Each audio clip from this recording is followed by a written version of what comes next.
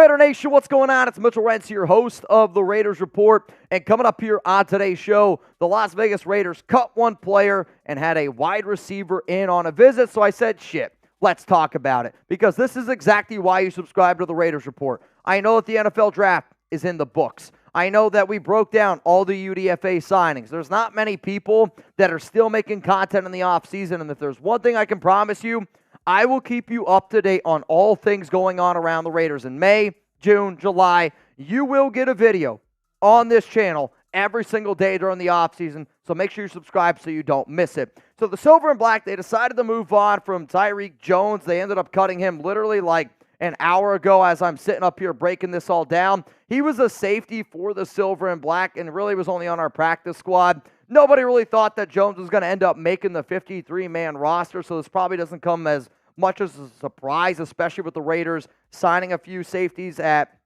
UDFA, also going out drafting Trey Taylor in the 7th round. So that means as it stands right now, this is what the Raiders safety room looks like. You got Epps and Trevon Merrick. Those are going to be your starting safeties this upcoming season. When you're looking for a little bit more depth, Isaiah Polameo and then Trey Taylor, the free safety from Air Force who won the Defensive Back of the Year award, definitely is somebody to at least keep in mind. Jaden Grant, Chris Smith are probably the two on the back end of this. One of the players that I talked about live on the Raiders Report was Justin Simmons, and I said if the Raiders want to sign a safety because maybe they're not confident in their ability to go out and find another corner, I want the Raiders to sign an Xavier Howard, a Stephon Gilmore. To me, finding that number one corner is very important. If for whatever reason you're unable to do that and you're confident in the ability of Nate Hobbs to play on the outside and Jack Jones to play on the outside, and then you're going to go with this like rotation of three safeties between Justin Simmons, a guy like Merrick, a dude like Marcus Epps, could you potentially do that if you believe in AP and Patrick Graham? So that's why you see Justin Simmons here. But the other thing that you got to think about for the Raiders is after the draft, and with the International Pathway Program player that they have in David Agoa, they have the ability to sign 4 players now this offseason. So you have the ability to sign 4 players this offseason to be able to add to your roster. You got the money. You got about $18.6 million to do so. Plus, you're going to get another $24.07 million. So about $42 million you're going to have to play around with this offseason. Now, again, you're not going to get that $24.1. That's the Jimmy Garoppolo money. You're not going to get that until after June 1st. Just something to keep in mind. If you're like, Mitch, could we potentially sign another safety? Quandre Diggs is another name to throw out there that Chugs wants me to mention to y'all. I'll be real, though. I don't see the Raiders adding another safety. I don't think that it makes too much sense because they have some good depth there. They like the 2 guys that they have who both only have 1 year left on their deal. Like, if I'm the Raiders and I go, do I want to add another safety? I would say no. I would just focus on making sure Merrick, maybe you give him an extension. Maybe you give a guy like Marcus Epps a contract extension, and you're going to like the other 3 players in terms of Chris Smith, Trey Taylor, Isaiah Polameo, just that more overall depth for the Silver and Black. Remember, y'all, if you want Raiders videos, subscribe to the Raiders Report. We have over 169,000 subscribers for a reason. The only channel that's got more subs than us that does Raiders content is the Raiders YouTube channel itself, and I'm coming for you guys. We got you covered. Make sure you're subscribed. Make sure those notifications are turned on. Coming up next here on the Raiders Report, let's talk about the player that was in for a visit today around the Silver and Black, because once the draft concluded, and I said it before, I'm going to consider Brock Bowers this like tight end, wide receiver, slot hybrid.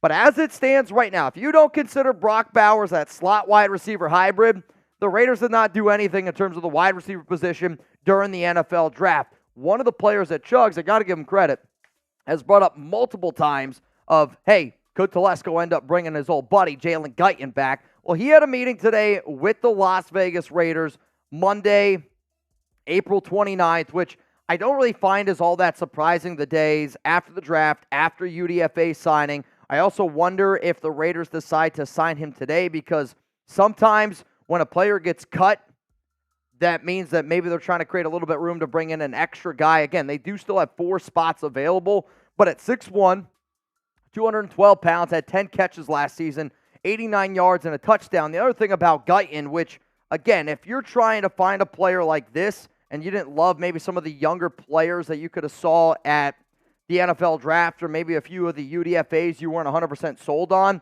if you can find a player that helps build some of that relationship that you already have with a coach, maybe that's an easier signing than just going out and signing a UDFA. So coming up, we got more on Jalen Guyton and how he would potentially fit with the Las Vegas Raiders if he ended up getting signed. Before I get into that, though, I got to give a shout-out to Priz Picks, today's sponsor. If you don't know Priz Picks, there's a reason why they are the #1 daily fantasy sports app out there. It's because of simplicity, and it's a lot of fun. The Raiders Report is made possible by Priz Picks, and they've got specials for new and returning users alike.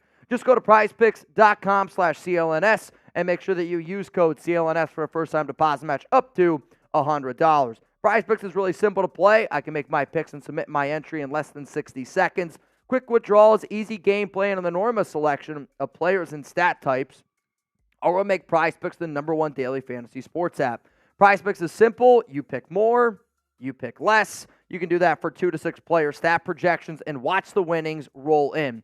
Get started now, and if you haven't already, go to prizepicks.com/CLNS. The picks that I have for my season long are Bryce Young. I took the more on 18.5 passing touchdowns. CJ Stroud, more on 26.5 passing touchdowns. Chris Jones. I'll also say for NBA playoffs and all that stuff going on, like Celtics, Heat game tonight, I'm going to be locked into that. I'm going to be watching Nick Roloff, Allie Barefoot having a good time. Like, I love the NBA playoffs for Prize Picks. Also for hockey, I've had a lot of fun. Just the other night, I was with the Dallas Stars and the Vegas Golden Knights. I forget what it was, like shots on goal. I took the more on that, and people were just ripping shots at the end of that game. I was having a hell of a time. That's a whole different kind of shot clock. But if you're looking and you're like, you know, Mitch, I'm not really into the NBA. I'm not really into MLB. I'm not really into hockey.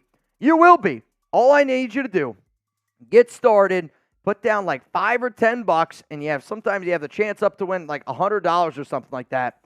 I'll tell you, you're going to be interested if you are using Prize Picks. That I can guarantee you, man. You're going to have a good time. All right, let's go back here to Jalen Guyton, who coming out of North Texas. For those that don't know, it's where Jeremy went to college. And so when we were talking about Guyton, Chugs is like going like this in the background, like mean green, mean green. He was, though, a part of, and he's been a part of the Los Angeles Chargers for the past 5 seasons, and doesn't have too many great numbers. 2021 and 2020 were the only time that he actually put up some stats. I'll also say that the Chargers really, really invested in wide receivers, whether that be Mike Williams, they had Keenan Allen, and it was just what they did the entire time that Tom Telesco was a part of that organization. I will say that career history, he's played for the Cowboys, Chargers, again, part of that practice squad. I don't believe he was drafted. Yes, that is correct. He's a UDFA back in 2019. Telesco's also had a lot of good experiences with UDFAs in years past.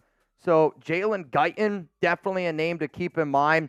He was with the Cowboys, but again, that was only with the practice squad. He's been on the active roster with the Chargers from 2019 to 2023. So my question out there to y'all is this, and this is where I want you to be honest. This is what the Raiders Report's about.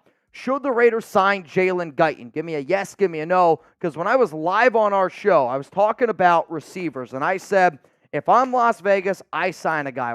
Two of the names that I brought up were MVS, Marcus Valdes-Scantling, because of his relationship with Luke Getsy, and that those guys have played together back from their time at Green Bay. Another name that I brought up was, oh my gosh, he was the receiver from the Dallas Cowboys, went to Colorado State. Who? Michael Gallup. Christ, I couldn't think of his name. That was another player that I brought up. Those two are a lot more prominent role players than a guy like Guyton would be. This would probably just be a little bit more of like that 5th, 6th receiver on your roster because you got Devontae Adams, you got Jacoby Myers. I am going to consider Brock Bowers a slot because he played 52% of his snaps at Georgia last season out of the slot, not just tight end. Out of the slot is where he played his predominant role. But then after that, it's Wilkerson, Turner, Tucker. Tucker will make the team. Outside of that, like, if you got Guyton, Guyton's going to battle it out with Wilkerson, Turner, Foreman, Keaton, and Griffin. I also think that Jalen Guyton could be a name very similar to the way that we looked at Wilkerson as a McDaniels guy, knows the system, knows the regime, maybe knows to expect a little bit. So just somebody that you could look at and be that wide receiver 5, wide receiver 6 role. If you haven't already interacted with Jeremy Chugs and I, we are on Instagram and on Twitter.